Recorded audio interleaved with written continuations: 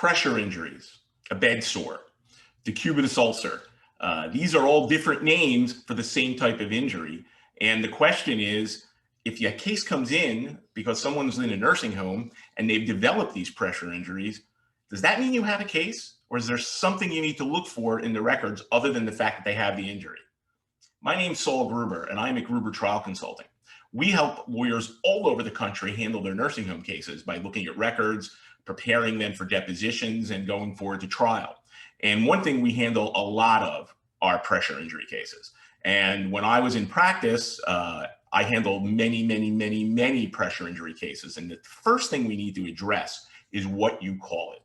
I've listened to people call them bed sores. I've listened to people call them decubitus ulcers, which we see a lot from medical malpractice lawyers. Well, the regulations that you've seen in our prior nursing home minutes, the OBRA regulations, specifically call them now pressure injuries. The main board or body that looks at these injuries are called the National Pressure Injury Advisory Panel. Used to be pressure ulcer. So why would you call it anything else? And what I mean by that is when you're at trial or you're doing depositions of an expert and they want to say that all sorts of things cause your client's injury, that nasty wound on their back, but it wasn't unrelieved pressure, you ask them again, what causes pressure injuries? And you keep asking them because eventually they have to say unrelieved pressure. That's the definition of it. That's what the regulations call it. And that's what the ultimate board calls it.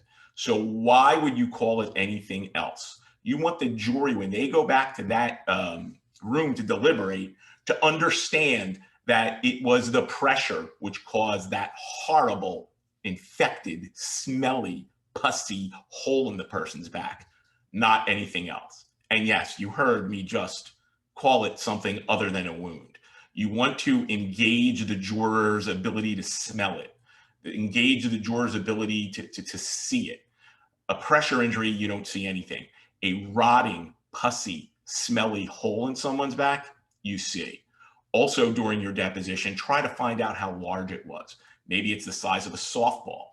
Maybe it's the size of a football. Whatever it is, you're able to do that type of imagery and not just give dimensions. But let's talk about what pressure injuries are.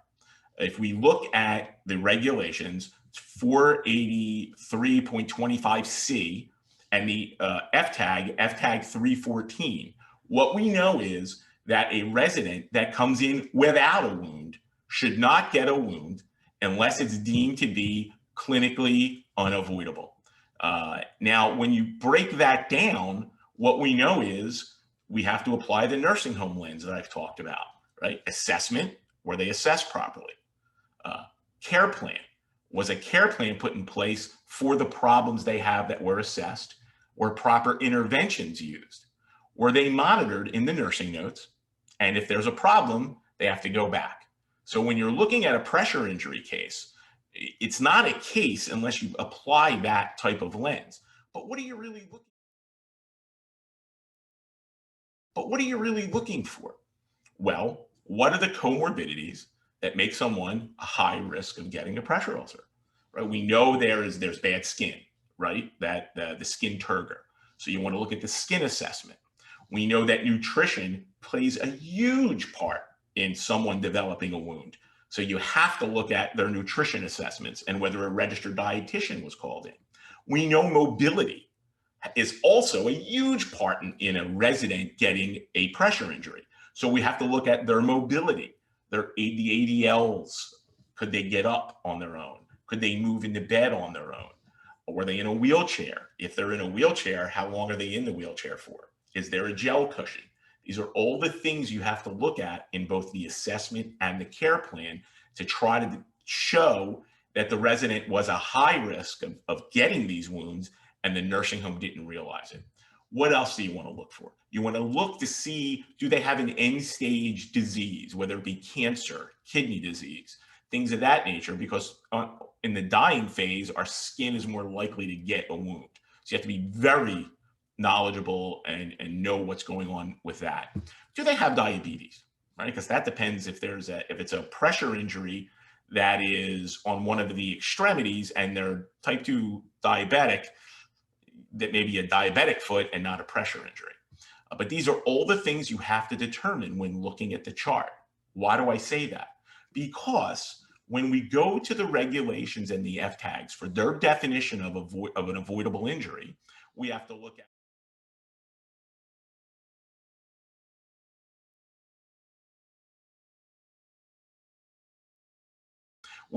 at assessment and where all interventions put in place and where they actually put in place.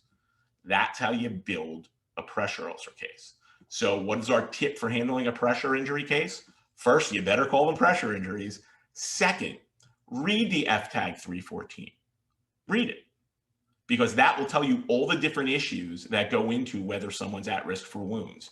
Then you want to look at the assessment, you want to look at the care plan, and you really want to look at both ADL flow sheets and the nursing notes to see how often they claim somebody was moved. It's hard work. It sometimes is boring work, but if you do it once, you're going to be on top of that case and represent your client for the entire litigation.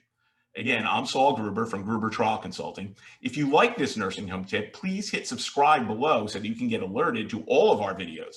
They include the trial tip as well as the art of persuasion. And also look for our podcast wherever you get podcasts, called The Jury Thinks What on the Lawyer Minds ecosystem. And again, if you have any questions or need any help, give us a call. We're here to help you. Thanks.